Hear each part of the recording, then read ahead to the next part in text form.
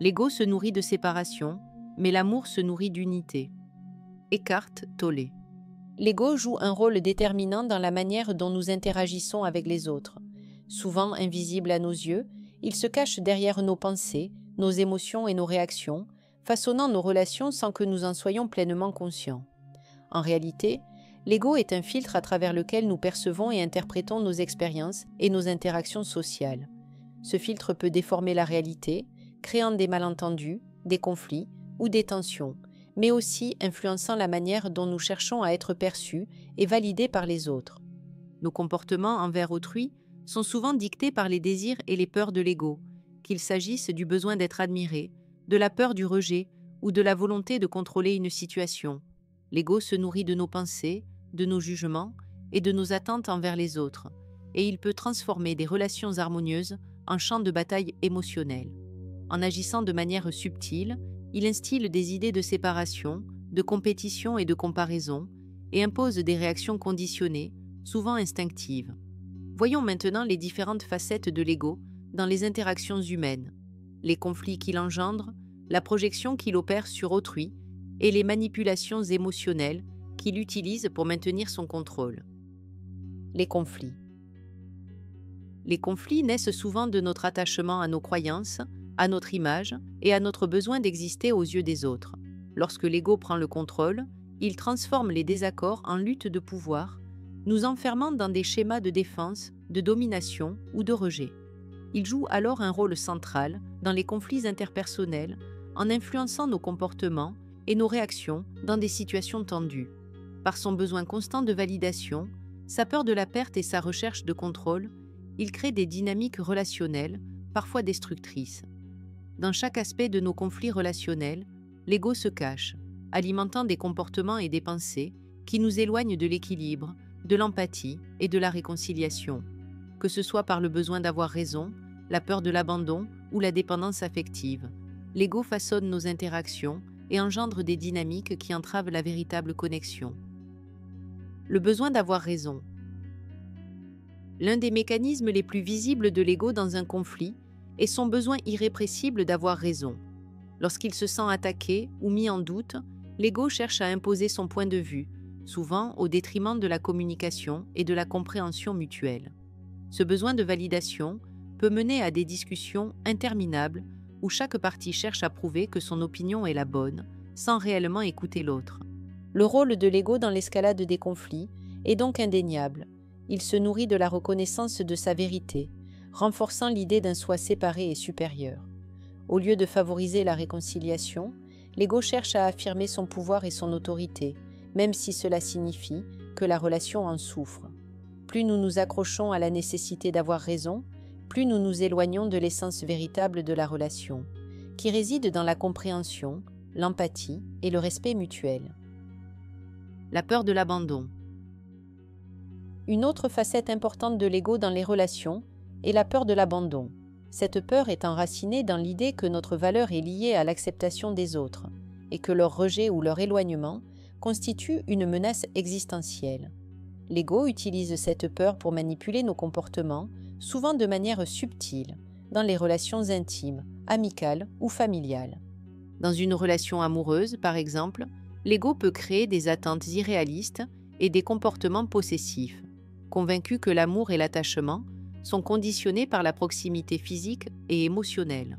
Cette peur de l'abandon génère des conflits où les besoins de sécurité et de contrôle prennent le dessus sur la confiance et l'autonomie des individus.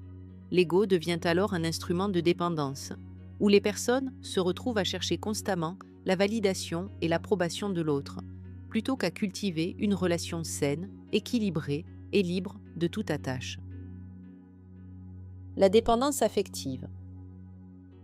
La dépendance affective, bien qu'elle puisse sembler être une recherche légitime de connexion émotionnelle, est en réalité une manifestation de l'ego qui s'accroche à l'autre pour nourrir son image de soi.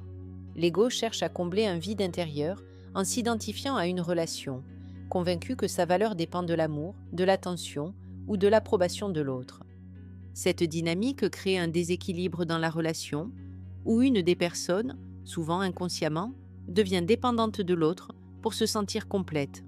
L'ego, en agissant ainsi, empêche l'épanouissement de la relation en emprisonnant les deux individus dans une quête de validation mutuelle. Une telle dépendance empêche la croissance personnelle et la véritable intimité, car elle repose sur une illusion d'indépendance et de complétude par l'autre, au lieu de permettre à chacun de s'épanouir en tant qu'individu. La projection. La projection est un miroir déformant à travers lequel nous percevons les autres non pas tels qu'ils sont, mais à travers le prisme de nos propres blessures et insécurités. En attribuant aux autres ce que nous refusons d'admettre en nous-mêmes, nous créons des tensions et des incompréhensions qui altèrent la sincérité de nos relations. Par ce biais, l'ego attribue à autrui des pensées, des émotions ou des comportements qu'il refuse de reconnaître ou d'accepter en lui-même. Cette projection crée une distance, un malentendu, et peut souvent être à l'origine de conflits et de relations compliquées. L'ego, par ce mécanisme, transforme nos relations humaines en champ de bataille émotionnel, où nous projetons sur les autres ce que nous n'osons pas affronter en nous-mêmes. Cette dynamique crée des divisions, des jugements hâtifs et des malentendus qui nous éloignent des autres et de la vérité. Le mécanisme de projection. Le mécanisme de projection est une défense psychologique par laquelle l'ego transfère sur les autres ses propres peurs, insécurités ou jugements.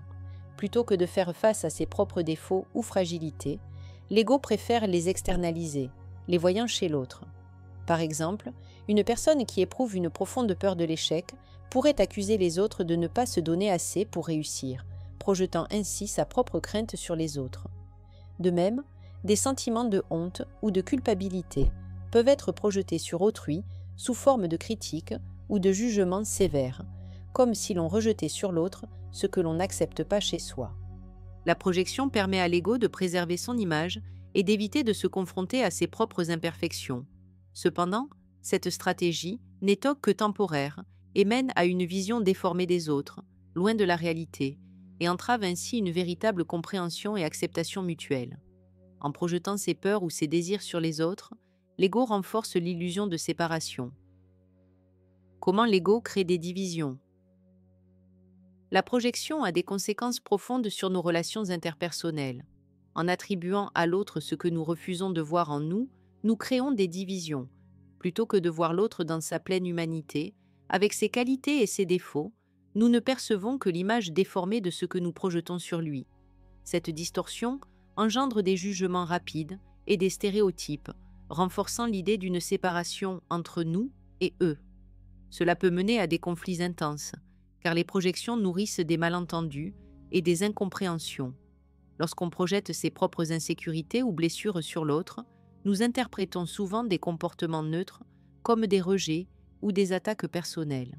Par exemple, une personne qui se sent inférieure peut percevoir un commentaire anodin comme une critique acerbe. Ce phénomène, alimenté par l'ego, peut amener l'individu à voir l'autre comme une menace, un ennemi ou un étranger, alors qu'il ne s'agit que d'une projection de ses propres peurs et fragilités. Cette distorsion de la réalité nous sépare des autres et nourrit la division. Plus l'ego est dominant, plus ces séparations artificielles se creusent, éloignant les individus les uns des autres.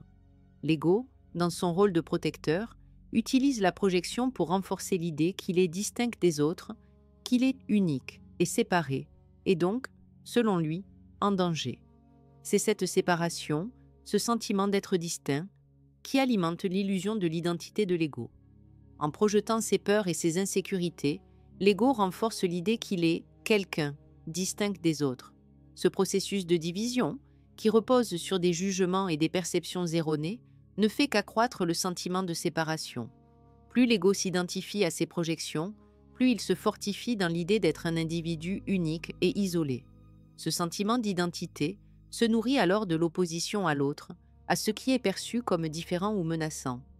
Au fond, ce que l'ego cherche à faire, c'est se protéger de la vulnérabilité, en se distinguant des autres, en se construisant sur des croyances qui renforcent cette illusion de séparation.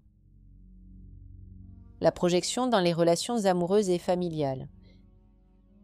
Dans les relations amoureuses et familiales, la projection peut avoir des effets particulièrement destructeurs. L'ego a tendance à projeter des idéaux ou des attentes irréalistes sur l'autre, qu'il soit partenaire, ami ou membre de la famille. Ces projections peuvent prendre la forme d'attentes non dites. Il doit me rendre heureux, il doit être parfait, ou encore, cette personne doit combler mes manques émotionnels. L'ego, en projetant ses attentes, empêche l'autre d'être vu pour ce qu'il est réellement, l'enfermant dans un rôle qui correspond à nos besoins et non à sa véritable nature.